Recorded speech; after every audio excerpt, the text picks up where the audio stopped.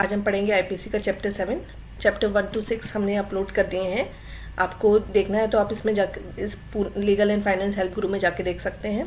तो और मैंने सारे नोट्स भी बने हुए हैं, आप उसको पढ़ लेंगे तो बहुत इजी होगा आपको अंडरस्टैंड करने में। सेक्शन 130 तक मैंने अपलोड कर दिए। अब स्टार्ट करते हैं चैप्टर 7 से। तो इससे पहले मैं आपसे कहना चाहूँगी, चैप्टर 5 में हमने पढ़ा था एबिटमेंट, चैप्टर 6 में हमने पढ़ा था offences related to the state. अब चैप्टर 7 है offences related to army, navy and air force. So आप एबिटमेंट अच्छे से पढ़ लेना चैप्टर 5। अब चैप्टर 7 स्टार्ट करते हैं सेक्शन 131 से। और आपको अगर किसी वीडियोस के या किसी सब्जेक्ट के बारे में कुछ वीडियोस चाहिए तो आप मुझे प्लीज़ कमेंट बॉक्स में लिख दीजिए, मैं उसकी वीडियोस अपलोड कर दूंगी ताकि आपको बहुत आसानी हो पढ़ने में। और मेरी कोशिश रहेगी मैं पूरा इकट्ठा एक चैप्टर का वीडियो एक ही वीडियो में डाल दूं पूरा चैप्टर, ताकि आपको बहुत इजीली से एक ही जगह मिल जाए। अलग अलग सेक्शन में क्या होता है, बहुत ज़्यादा डिस्टर्ब होता है पढ़ने में, तो मेरी कोशिश यही रहेगी सारा आपको एक ही साथ मिल जाए। तो स्टार्ट करते हैं section 131। Abetting mutiny or attempting to seduce a soldier, sailor और airman from his duty.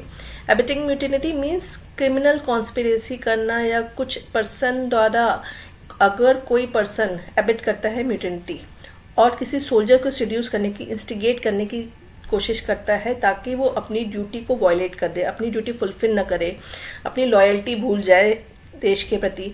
तो अगर कोई पर्सन ऐसा करता है, एबेटमेंट का काम करता है, ताकि वो कोई सोल्जर हो, चाहे सेलर हो, चाहे एयरमैन हो, तो हम किसकी बात कर रहे हैं यहाँ पे, आर्मी, नेवी और एयरफोर्स की बात कर रहे हैं। अगर कोई पर्सन इन तीनों पर्सन में जो हमारे देश के लिए हैं, मतलब गवर्नमेंट के लिए हैं, इनकी म्यूटिनिटी या इनको इंस्टिगेट करने की कोशिश करता है। म्यूटिनिटी मीन्स क्रिमिनल कॉन्स्पिरेसी करना या रेबेलियन बनाना। तो अगर कोई पर्सन ऐसा करने की कोशिश करता है तो it is an offence under IPC section 131 and he will be given punishment for imprisonment of life और विच में extend to 10 years plus fine. So यहाँ पे हुएवर की बात की गई है। हुएवर जो आपको 139 सेक्शन में भी बताया जाएगा। हुएवर यहाँ पे हम इंडियन नेवी, आर्मी या एयरफोर्स के एम्प्लॉयज की बात नहीं कर रहे हैं, उनके अलावा outside that. So these are whoever.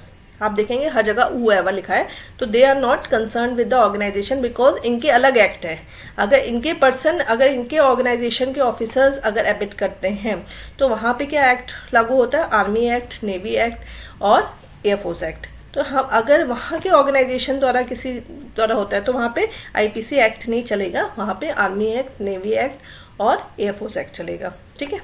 So section 131 बहुत सिंपल है। अगर कोई पर्सन एबिट करता है म्यूटिनिटी और किसी सोल्जर को सीड्यूस करने की कोशिश करता है, इंस्टिगेट करने की, भड़काता है मीन्स, तो उसकी ड्यूटी से, ताकि वो अपनी ड्यूटी न फुलफिल करे और या तो लॉयल्टी उसकी, मतलब लॉयल्टी से काम ना करे। तो अगर ऐसा कोई पर्सन इंस्टिगेट करता है तो it is an offence and shall be punished till 10 years plus fine. Section 132 क्या होता है, अगर उसी का कंटिन्यूएंस है सेक्शन 131 का, सेक्शन 132 कंटिन्यू है। इसमें क्या होता है कि अगर म्यूटिनिटी करने से कोई कमिट ऑफेंस हो जाता है, ठीक है, उसके ऑफेंस कमिट हो जाता है उसके कॉन्सिक्वेंस से, तो ये क्या है, इसकी पनिशमेंट क्या हो जाती है, death plus imprisonment of life plus imprisonment which में एक्सटेंड टू 10 years और प्लस फाइन। इसका मतलब क्या कहना हुआ कि मैंने किसी सोल्जर्स को भड़का दिया, ठीक है, उसने क्या हुआ, कुछ ऐसा एक्शन ले लिया जो बहुत हार्मफुल था देश के लिए। तो किसी ने एबिट किया, अगर कुछ ने कोई एक्शन नहीं लिए, एबिटमेंट करना भी, तो उसमें क्या है, पनिशमेंट 10 साल की थी। अगर एबिटमेंट करने से उसका कॉन्सिक्वेंस भी हो गया, ठीक है, उसने कुछ ऐसा काम कर लिया एबिटमेंट करने से, तो it is N biggest offence, बहुत बड़ा ऑफेंस है और उसमें पनिशमेंट है डेथ की और इम्प्रिजनमेंट फॉर लाइफ विच में extend to 10 years plus fine. It depends on the offence, कैसा नेचर का है। बहुत ज़्यादा ग्रीवियस होगा तो डेथ पनिशमेंट भी दी जा सकती है कि उसके एबिटमेंट में बहुत सारे सोल्जर्स को मार दिया और या टेररिस्ट के साथ मिल गया। अगर कुछ ऐसा एबिटमेंट करके उसने काम कर दिया गलत, तो उसमें पनिशमेंट डेथ की भी दी जा सकती है। अगर थोड़ा मोड़ा कुछ गलत काम कर दिया तो फाइन से भी छोटा जाता है, डिपेंड ऑन द ऑफेंस के नेचर पे। सो सेक्शन 132 जो है 131 का एक्सटेंशन है, उसके कॉन्सिक्वेंस के बारे में बताया गया। Section 133 abetment of assault by soldier, sailor और airman on his superior officer when in execution of his office. अब इसमें क्या है कि अगर सोल्जर, सेलर या एएमएन को कोई एबिट करता है ताकि वो अपने सीनियर पे, सुपीरियर ऑफिसर पे असॉल्ट करे, तो और जब वो अपने ऑफिस में हो, तो it is N again on office with a punishable with the imprisonment which may extend to 3 years plus fine. Section 134, again if the assault is committed, again it is a consequence of section 133 and it is imprisonment. Again the punishment is imprisonment which may extend to 7 years plus fine. So 133 simple assault के बारे में था. assault commit हुआ नहीं हुआ, that is a, अगर commit हो गया तो it will be the part of section 134. Section 135, abatement of desertion of officers, sailor, abatement of desertion of officers, officers, soldiers, sailor और AMA. Desertion means यहाँ पे है absconding, disappearance होना या भाग जाना. अगर कोई किसी सोल्जर को या सेलर को या एएमएन को डिसर्ट होने के लिए एबिट करता है, डिसर्ट होने के लिए मीन्स उसको कहता है कि आप छोड़ दो आर्मी को, नेवी को, एयरफोर्स को, या उसको क्या करता है, एबिट करता है कि वो भाग जाए, एब्सकॉन्ड हो जाए कोई गलत काम करके, तो ये भी एक ऑफेंस है और इसकी पनिशमेंट क्या होगी, विच में extend to 2 years plus fine और बोथ. नेक्स्ट है सेक्शन 136. तो 136 क्या, हार्बरिंग. हार्बरिंग मीन्स किसी को शेल्टर देना, किसी को मतलब शेल्टर देना या किसी को क्या करना, हाइड करना या किसी को कंसील करना.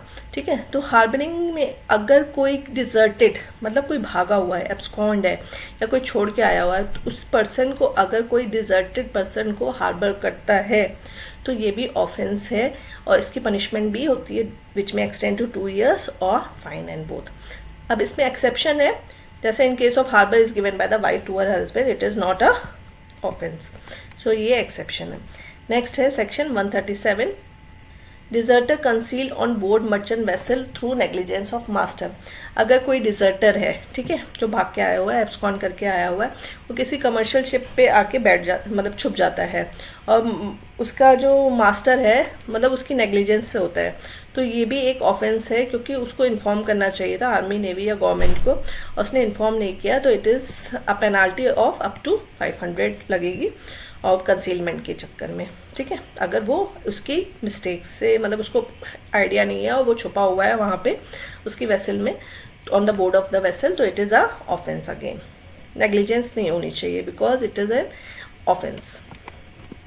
138, abetment of act of insubordination by soldier, sailor and AMN. इसमें क्या है कि अगर किसी सोल्जर, सेलर द्वारा डिसोबीडियंस हो जाता है बिकॉज ऑफ एबिटमेंट, तो अगेन डिसोबीडियंस मीन्स वो फुलफिल नहीं कर रहा है जो उसको गाइडलाइंस दी गई हैं या डिसोबे कर रहा है अपने सीनियर्स के ऑर्डर्स को, तो it is also an imprisonment which में एक्सटेंड टू 6 months और प्लस फाइन. नेक्स्ट है 139, मैंने आपको बताया था सेक्शन 131 में पर्सन यहाँ पे वो नहीं है जो इंडियन आर्मी, नेवी या एयरफोर्स के हैं. इसके अलावा जो भी पर्सन है वो हुएवर में आएंगे, और आर्मी के जो पर्सन है वो आर्मी एक्ट में आएंगे, नेवी के जो पर्सन है वो नेवी एक्ट में आएंगे, और एयरफोर्स के पर्सन है वो एयरफोर्स एक्ट में आएंगे. उनको उनकी पनिशमेंट जो है उस एक्ट द्वारा दी जाएगी. ठीक है, आर्मी एक्ट में 1950 के मतलब के एक्ट्स के अनुसार उनको पनिशमेंट मिलेगी. According to navy act they will be punished, according to navy discipline act they will be punished, and according to Air Force Act 1950 they will be punished according to the act. तो ये IPC में जो मैंने आपको punishment बताई है, अगर in person द्वारा कंडक्ट हो जाता है जो आर्मी एक्ट, आर्मी के एम्प्लॉयज हैं या आर्मी के ऑफिसर्स हैं, उनके एबिटमेंट द्वारा वो ऑफेंस हो जाता है. ठीक है, तो वो पनिशमेंट ये नहीं रहेगी, फिर वो जो आर्मी एक्ट में जो फैसला होता है उसके हिसाब से रहेगी या नेवी एक्ट में जो फैसला होता है उसके अकॉर्डिंग रहेगी. नेक्स्ट है वियरिंग ग्रैब और carrying token use by soldier, sailor और एयरमैन. मीन्स कपड़े पहन लेना वैसे ही या कुछ ऐसे, मतलब वहाँ पे जो उनके टोकन्स मिलते हैं, अगर कोई पर्सन उस इंटेंशन से या उस गलत पर्पज से उनके ग्रैब पहन लेता है या कैरी करता है ताकि मिस रिप्रेजेंटेशन हो जाए, तो इट इज एन ऑफेंस. ठीक है, तो इसको पढ़ लेते हैं. However not being a soldier, sailor और airman in the military, naval और air force of the government wears any garb और carries any token resembling any garb और token use in used by soldier, sailors or airmen with the intention that it is believed that he is a soldier, sailor or airman shall be punished with the imprisonment of either the description which may extend to 3 months और में fine up to 500 and both. ठीक है, अब यहाँ पे क्या था, उसने वो ऑब्जेक्ट क्या था ताकि उसको प्रेजेंट कर लिया जाए कि वही सोल्जर है, सेलर है या एयरमैन है। अगर वैसे ही जैसे हम कभी आपने देखे होंगे कि लोग सोल्जर्स के कपड़े पहनते हैं या बच्चों को पहना देते हैं या खुद भी वैसे शर्ट पैंट पहनते हैं, तो it is not an offence.